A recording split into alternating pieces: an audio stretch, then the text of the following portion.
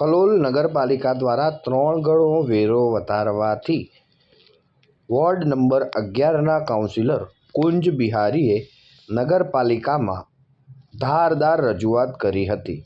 કલોલ નગરજનોને અલગ અલગ વિસ્તારોમાંથી વેરાના વાંધા અરજી ઉપર બોલાવવામાં આવ્યા હતા। નગરપાલિકાના પોલ પટ્ટા જાણવા હોય તો શાંતિ રાખો, નગરપાલિકાના કૌભાંડો જાણવા હોય તો શાંતિ રાખો ને જગ્યા પર બેસી જાઓ। નગરપાલિકાના કૌભાંડો જાણવા હોય તો શાંતિ રાખીને બેસી જાઓ, તો બેસો બધા। અને નગરપાલિકામાં કાઉન્સિલર તરીકે જે થાય છે અને મારો જે અનુભવ છે 2 વર્ષનો અનુભવ તમને રજૂ કરું એટલે 2 મિનિટ શાંતિથી સાંભળો। કલોલ નગરપાલિકાએ આજે આપણને રૂબરૂ અહીંયા બોલાયા છે। આપણે બધા કોઈ નવરાત ધૂપ કે બેકાર લોકો નથી કે અહીંયા હાજરી આપીએ, પણ આપણા ઘરે કંકોત્રીઓ લખી છે અને કંકોત્રીઓ લખી છે એટલે જમણવાર આપવો પડે અને બોલવાનો મોકો આપવો પડે। 2 જણના ડીશો આપી દે, બાકીના કે ઘેર જાઓ, ભૂખ્યા ઘેર ખાઈ લેજો, આ અમે ચલવી લેવાના નથી। એટલે જે લોકો બે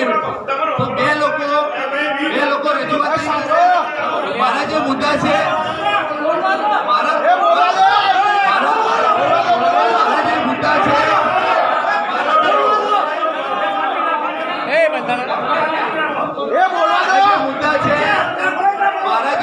સાંભળો। પહેલો મુદ્દો છે કે કલોલના જે રોડ